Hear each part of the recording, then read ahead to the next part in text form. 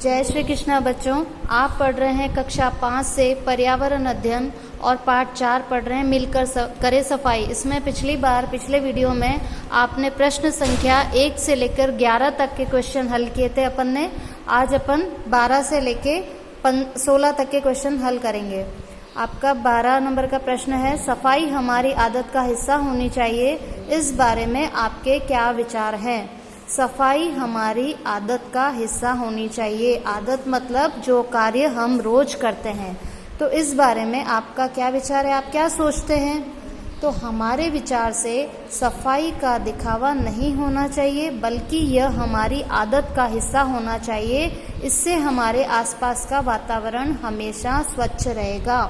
अगर हमारे विचार से सफाई दिखावा नहीं होनी चाहिए। हम क्या करते हैं कई बार कि अगर कोई हमारे घर पे मेहमान आने वाले हैं तो हम क्या करेंगे, उस समय एकदम से घर को हम सुंदर रखने की कोशिश करते हैं कि हमारा घर सुंदर दिखना चाहिए, हमारा घर अच्छा लगना चाहिए। मेहमान आएंगे तो बोलेंगे घर अच्छा लग रहा है। तो ये सिर्फ हमारा एक दिखावा नहीं होना चाहिए, बल्कि यह हमारी आदत का हिस्सा होना चाहिए कि हर वक्त हम अपने आसपास साफ सफाई रखें, ताकि हमारा घर और हमारा आसपास का वातावरण हमेशा साफ और शुद्ध रहे। इससे देखने वाले को भी अच्छा लगेगा। तो सिर्फ सफाई को सिर्फ हमें दिखावा नहीं बनाना है, इससे अपनी एक आदत का हिस्सा बनाना है। हमारी आदत के अंदर ये शामिल होनी चाहिए ताकि हम प्रत्येक दिन वही कार्य करें। प्रश्न संख्या 13 है, सफाई का कार्य करने वाले लोगों के साथ हमारा व्यवहार कैसा होना चाहिए? जो कार्य हमारे सफाई कर्मी करते हैं, हम नहीं करते हैं, तो उन लोगों के साथ हमारा व्यवहार कैसा होना चाहिए? तो इसका उत्तर है, सफाई का कार्य करने वाले लोगों के साथ हमारा व्यवहार स्नेहपूर्ण, दया और सम्मानजनक होना चाहिए। देखो, जैसा व्यवहार बच्चों हम अपने लिए चाहते हैं, वैसा ही व्यवहार हमें दूसरों के साथ भी करना चाहिए। और जो लोग हम सुनना पसंद करते हैं कोई भी बात, वही बात हमको भी बोलनी चाहिए। कई बार क्या होता है, हम कह तो कुछ भी देते हैं, लेकिन वापस अगर वही बात कोई और कहे तो हमें बुरी लगती है। लेकिन हमें क्या करना चाहिए, जो भी सफाई कर्मी हैं उनके साथ हमारा व्यवहार हमेशा स्नेहपूर्ण होना चाहिए, उनसे प्रेम के साथ, दया के साथ और सम्मानजनक। हमें ये नहीं सोचना चाहिए कि वो सफाई का कार्य कर रहा है तो हमें उसके साथ भी सम्मानजनक व्यवहार रखना चाहिए, उसके साथ उसको भी सम्मान देना चाहिए, क्योंकि उसका कार्य भी छोटा नहीं है, वह भी अपना कार्य कर रहा है। तो उनके साथ हमें अच्छा व्यवहार ही करना चाहिए। प्रश्न संख्या 14 है, आपके क्षेत्र में क्या लोग खुले में शौच करते हैं? ऐसे लोगों को आप क्या राय देंगे? हो सकता है जैसे आप ग्रामीण इलाके से हैं तो आपके यहाँ भी कुछ लोग खुले में शौच करने जाते होंगे। तो ऐसे में आप उनको क्या समझाएंगे, क्या बताएंगे कि आपको क्या नहीं करना चाहिए? तो इसका उत्तर है हाँ, हमारे क्षेत्र में लोग खुले में शौच करते हैं। कई जगह ऐसी होती है जहाँ पे लोग खुले में ही शौच करते हैं, खुले में ही टॉयलेट करते हैं। तो हम ऐसे लोगों को इससे होने वाली बीमारियों की जानकारी देंगे। हम उन्हें बताएंगे कि ये हमें ऐसे खुले में शौच नहीं करना चाहिए। अगर खुले में शौच करेंगे तो क्या होगा, बीमारियां फैलेंगी। तो हम उन्हें उनके बारे में, बीमारियों के बारे में अवगत कराएंगे, उनको जानकारी देंगे कि नहीं भैया ऐसे खुले में शौच मत करो। तो हम उन्हें होने वाली बीमारियों की जानकारी देंगे तथा खुले में शौच ना करने तथा घर में शौचालय बनवाने का अनुरोध करेंगे। हम उन्हें क्या कहेंगे कि सबसे अच्छा क्या है कि आप अपने घर में ही शौचालय बनवा लीजिए। घर में शौचालय होगा तो आपको बाहर जाने की आवश्यकता नहीं पड़ेगी। घर में शौचालय की साफ सफाई का ध्यान भी आप रख सकते हैं, लेकिन खुले में आपको बीमारी फैलने का डर रहता है। और फिर जैसे गंगा की भाभी ने क्या कहा था कि हम घर और परिवार में तो घूंघट निकालते हैं और खुले में शौच करने जाते हैं, ये तो कोई हमारे घर के लिए सम्मान की बात नहीं है। ये शर्म की बात होती है कि हम ऐसे तो पर्दा रख रहे हैं, ऐसे तो घूंघट निकाल रहे हैं और शौच करने के लिए हम खुले में जा रहे हैं। तो हम लोगों को यह समझाएंगे कि हमें खुले में शौच नहीं करना चाहिए और हम इससे लोगों में होने वाली बीमारियों की जानकारी उनको देंगे और खुले में शौच ना करने तथा घर में ही शौचालय बनवाने का अनुरोध करेंगे। उनसे कहेंगे कि भैया अपने घर में ही शौचालय बनवा लो। प्रश्न संख्या 15 है, महात्मा गांधी स्वच्छता और सफाई को सर्वाधिक महत्व क्यों देते थे?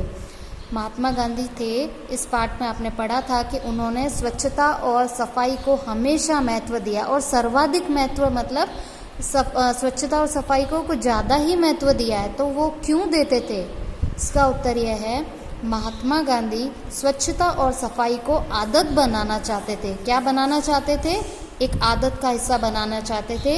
इस कारण वह अपने आश्रम में आए व्यक्ति को सबसे पहले शौचालय साफ करने का कार्य देते थे, उसके पश्चात ही उसे अन्य कार्य दिया जाता था। तो महात्मा गांधी क्या करते थे? स्वच्छता और सफाई को अपनी आदत बनाना चाहते थे कि स्वच्छता और सफाई सिर्फ दिखावा नहीं, हमारी आदत हो। इस कारण वह अपने आश्रम में क्या करते थे? कोई भी व्यक्ति जब उनके पास कोई भी काम करने के लिए आता था तो सबसे पहले वो क्या कहते थे कि जाओ तुम शौचालय को साफ करो, टॉयलेट साफ करने का कार्य देते थे। उसके पश्चात ही उसे अन्य कार्य दिया जाता था। अगर हम सोचें कि महात्मा गांधी उनको सिर्फ शौचालय साफ करने का काम क्यों देते थे, तो ये भी सोच सकते हैं कि इससे व्यक्ति का अहंकार भी समाप्त हो जाता है। व्यक्ति यह सोचता है कि नहीं, सफाई करने का काम तो सफाई कर्मी का है, मैं क्यों करूँगा, ये मेरा काम थोड़ी है। तो गांधी जी ये सिखाना चाहते थे कि कोई भी कार्य छोटा या बड़ा नहीं है, कोई भी कार्य छोटा बड़ा नहीं है, हम भी उस कार्य को कर सकते हैं। तो अब व्यक्ति के मन से अहंकार को मिटाने के लिए, उसके मन से अहंकार को मिटाने के लिए वो क्या चाहते थे कि कोई भी गांधी जी के वहाँ पे काम करने के लिए आता था तो पहले आप जाकर शौचालय साफ करो और फिर ही उसे अन्य कार्य दिया जाता था। अगर वो शौचालय साफ नहीं करेगा तो उसको वहाँ पे कार्य करने को नहीं दिया जाता था। प्रश्न संख्या 16 है, हमारे गली मोहल्ले साफ रहें, इसके लिए हम क्या क्या कर सकते हैं? हमारे गली मोहल्ले साफ रहे इसके लिए हम क्या प्रयास कर सकते हैं, हम क्या कोशिश कर सकते हैं? तो इसका उत्तर यह है कि हमारे गली मोहल्ले के लोगों को गंदगी से होने वाली बीमारियों से जागरूक कराना। हम हमारे गली मोहल्ले में जो लोग रहते हैं उनसे हम उनको गंदगी से होने वाली बीमारियों से क्या करेंगे? जागरूक करेंगे, उनमें प्रेरणा जगाएंगे, उनको कहेंगे कि भैया ये इस तरह गली मोहल्लों में गंदगी मत फैलाओ, इससे क्या होगा, गंदगी फैलाने से क्या बढ़ेंगी, बीमारियां होंगी। तो हम उन्हें जागरूक करेंगे कि इस तरह आप गंदगी मत फैलाइए। गली मोहल्ले में कचरे को उठाने की व्यवस्था करना तथा गली मोहल्ले में झाड़ू लगवाना। हम क्या करेंगे? गली मोहल्ले में कचरे को उठाने की व्यवस्था करवाएंगे। सब लोग क्या करते हैं कि अपना कचरा घर का साफ करते हैं और बाहर गली मोहल्ले में फैला देते हैं। तो हम ये व्यवस्था करवाएंगे कि आप इस तरीके से या सरकार से व्यवस्था करवाएंगे कि इधर भी कोई सफाई कर्मी लगाए ताकि गली मोहल्ले में कचरा है उसको वो साफ कर सके और गली मोहल्ले में झाड़ू लगवाएं। सरकार के द्वारा आजकल सफाई कर्मी रखे जाते हैं, वो सफाई कर्मी हमारे गली मोहल्ले की सफाई करते हैं। तो ऐसी व्यवस्था हम करवाने में मदद कर सकते हैं। गली मोहल्ले में जगह जगह पर कचरा दान रखवाना तथा इसका उपयोग करने के लिए प्रेरित करना। हम गली मोहल्ले में जगह जगह क्या रखवा सकते हैं? कचरा दान रखवा सकते हैं, कचरा पात्र रखवाएंगे और फिर इसका उपयोग करने के लिए प्रेरित करेंगे। हम लोगों से कहेंगे कि देखो आपके गली मोहल्लों में ये कचरा पात्र रखा हुआ है, अब आपको कचरा किस में डालना है? कचरा पात्र में ही डालना है, ताकि आपका कचरा इधर उधर नहीं फैले और गली मोहल्ले साफ रहे। और गली मोहल्ले में कचरा फैलाने वाले पर जुर्माना लगाना। अगर हमने वहाँ पे कचरा दान रखवा दिया है और फिर भी लोग नहीं मानते हैं और वो इधर उधर कचरा फैलाते हैं तो ऐसे लोगों पर क्या लगाना है? जुर्माना। उनको कुछ पैसे भरने पड़ेंगे। जुर्माना लगाने के बाद तो शायद उन्हें ये बात समझ में आ जाएगी कि हाँ ये कार्य हमें नहीं करना है, क्योंकि इसमें उनको थोड़ी शर्मिंदगी भी महसूस होगी।